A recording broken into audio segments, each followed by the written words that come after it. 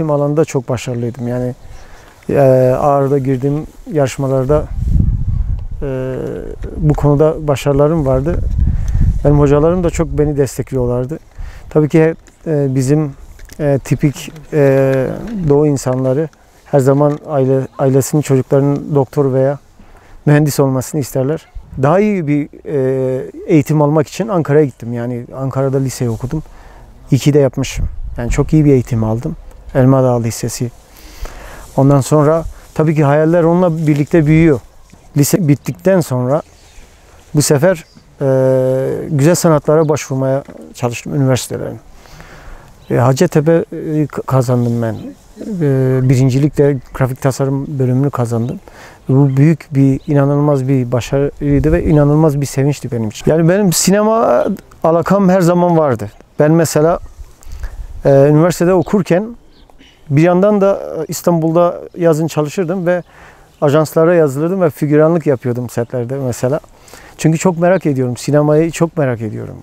Ben biraz daha yurt dışına gitmeyi, çünkü arkadaşlarımdan, gördüklerimden, o imkanlardan yararlanmak istiyordum yani. Çünkü imkanlar gerçekten Türkiye'de çok yetersizdi yani. O yüzden bir gün ben ve bir arkadaşım biz tüm konsolosları aradık, yani Ankara'da gittik, form alıyoruz sırf yurt dışına çıkmak için. Biz burs almak için veya bir şeyle bir arayış içine girdim yani bir ay içinde. Film okullarını araştırmaya başladım. Yani bu film çünkü hayatımın bir parçasıydı ama nasıl yapacağımı bilmiyordum yani. Ve başvurduğum okullardan kabul aldım Kaliforniya'dan.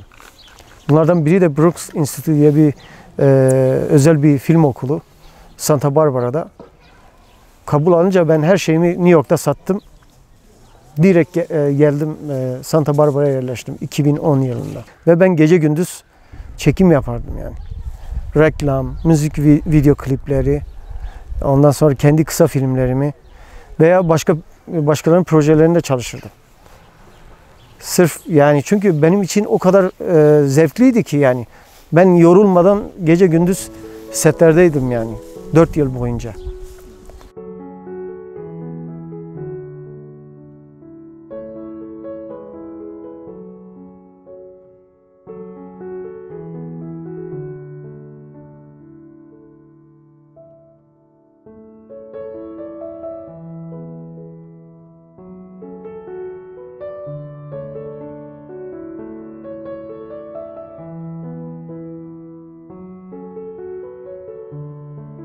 İlk sinema olarak attığım ilk adım Santa Barbara Film Festivali bir yarışma düzenliyordu.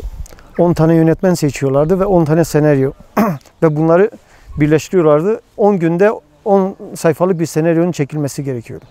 İşte bunun pre-production, casting, post-production hepsinin 10 günde bitmesi gerekiyor. Ve ben bu yarışmaya seçildim. Seçilen yönetmenlerden oldum.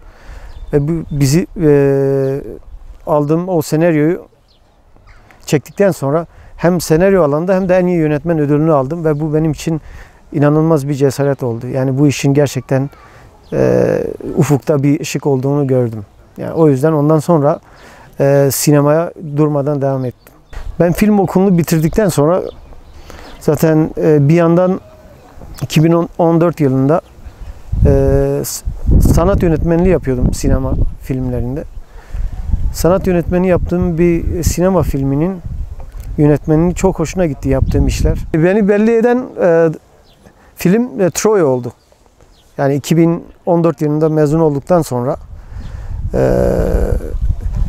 tabii ki bir yandan sanat yönetmenliği yapıyordum sinema filmlerinden.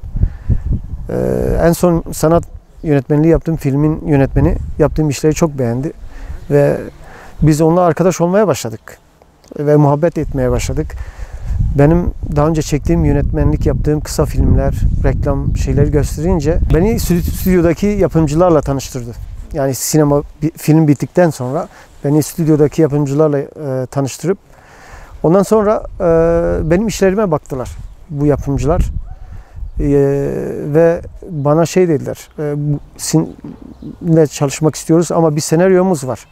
Sen bu senaryoyu oku, Bak bakalım ne düşünüyorsunuz? Halbuki o zaman aslında beni denemişler. Acaba bu senaryonun üzerine çalışılacak mı yoksa sadece okuyup geri mi gelecek? Ben o senaryoyu aldım. Sabaha kadar o senaryoyu bitirdim ve notlar almaya başladım. Ve o senaryonun karakterlerini düzeltmeye başladım. Benim çizim şeyim olduğu için, çizim de olduğu için bende karakterler, mitolojik karakterler var zaten filmde. Ve karakterleri de çizmeye başladım ve stüdyoya bir hafta sonra randevu alıp stüdyodakiler yapımcılarla görüştük. Ve yapımcılar bunu görünce bu filmi sen çekeceksin dediler. Yani film bana kaldı. O benim için inanılmaz bir şeydi. Yeni bir film okuluna mezun oluyorsunuz. Bu Hollywood'daki herkesin hayali, yani böyle bir şeyi kısa zamanda olması.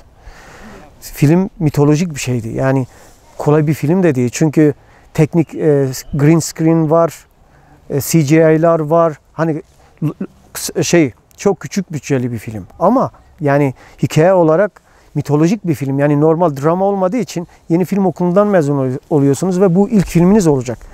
Bu işi gerçekten yapacak mısınız? Yani kendi kendime sormaya başladım. Çünkü bu işi bitirmediğiniz zaman Hollywood'daki kariyeriniz başlamadan bitmiş olacaktı. Ben de bu işi yapabileceğime inandığım için bu filmi çekmeden ben aklımda zaten bitirmiştim bu filmi yani. Nasıl çekeceğimi ben sete gittiğimde yani hiç durmadan çektim filmi yani. Başka bir film yazdığım film hikayesi var. Onun için de zaten buradayım. İstanbul'da lokasyon bakacağım. Hikaye Amerika'da başlıyor ve İstanbul'da bitiyor.